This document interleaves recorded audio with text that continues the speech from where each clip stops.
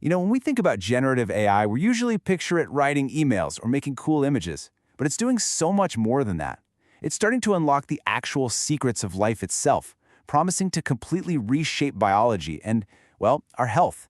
But with this incredible, world-changing power comes a really critical and kind of hidden risk. So let's dive into how this revolution is unfolding and the tough questions we absolutely need to be asking. We've all thought about it, right?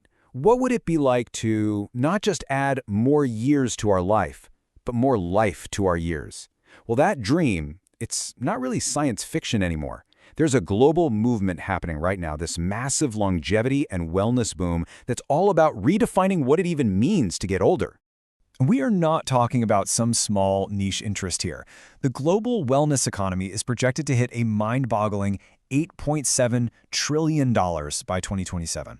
To put that in perspective, that's way bigger than the entire global pharmaceutical market. It's a huge investment, all fueled by this collective hope for a healthier future. So, what's the engine driving this whole revolution? Well, you guessed it, it's artificial intelligence.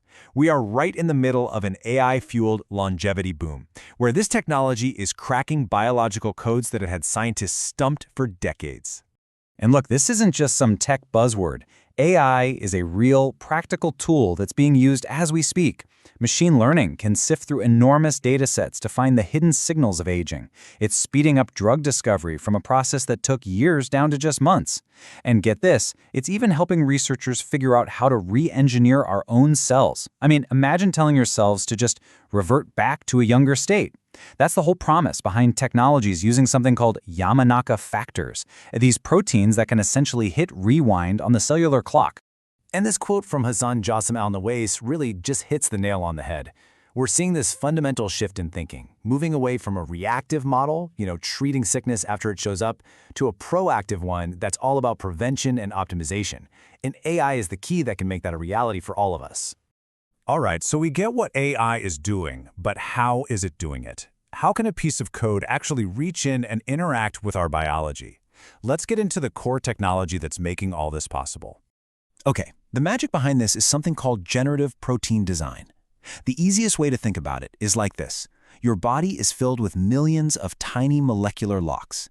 To make a new drug or a therapy, you need to design the perfect key, a special protein called a binder that can fit into one specific lock. Well, generative AI can now design these custom keys completely from scratch. And here's how that works in practice. It's basically a three-step dance. First, an AI like RF diffusion comes up with the basic 3D shape, the backbone, of a brand new protein. Then, another tool, like protein MPNN, comes in and fills that skeleton with the right sequence of amino acids. And finally, a system like the famous AlphaFold 2 double-checks everything to make sure the final design is stable and could actually exist in the real world. It's like a biological assembly line, and it's all powered by AI. So we have a technology that can design a custom key for any lock in the human body. The potential for good is it's almost limitless. But, and this is a really big but, this is where our story takes a very sharp turn. We have to look at the other side of this powerful coin. And it's the one question that researchers are starting to ask with a real sense of urgency. What if someone wanted to design a key for a dangerous lock? Could this incredible power be twisted from a tool of healing into, well, a weapon? So researchers decided to put one of the most popular AIs, RF diffusion, to the test. They gave it all sorts of tasks. Some were totally harmless, some were a little ambiguous, and some were explicitly malicious, things designed to bind to known toxins. And what they found was startling. The refusal score, its ability to just say no, was 0 for everything, but 9, ambiguous, malicious, all 0. And the score of 0 means exactly what you think it means. The AI has no guardrails, none.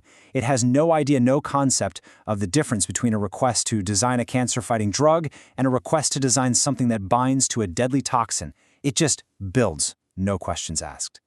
Okay, so this discovery was a huge wake-up call. It showed a massive gaping hole in the technology. In response, researchers realized they needed something like a report card, a standardized stress test, to start grading these biological AI models on their safety, not just on how well they perform.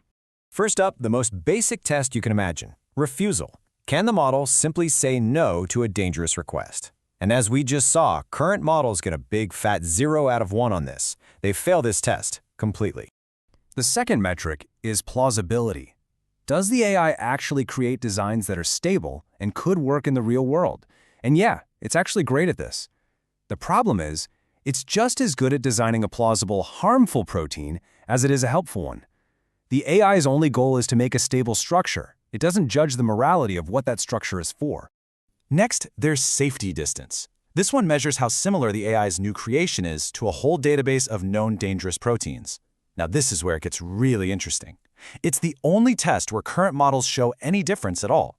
Designs for malicious stuff tend to look a lot more like known hazards. But, and this is key, this isn't an intentional safety feature. It's just a side effect of the AI doing its job efficiently.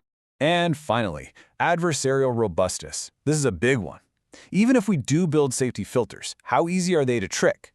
You know, if you ask for a pathogen enhancer and it says no, what happens if you just rephrase it as a neutralizing agent for a similar target?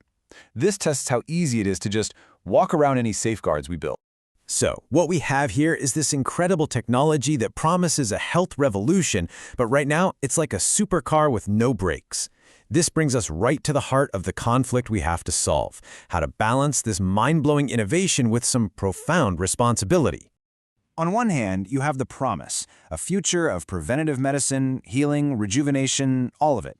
But on the other hand, you have the challenge, a frantic race to build the necessary safeguards before this technology's risks can be exploited.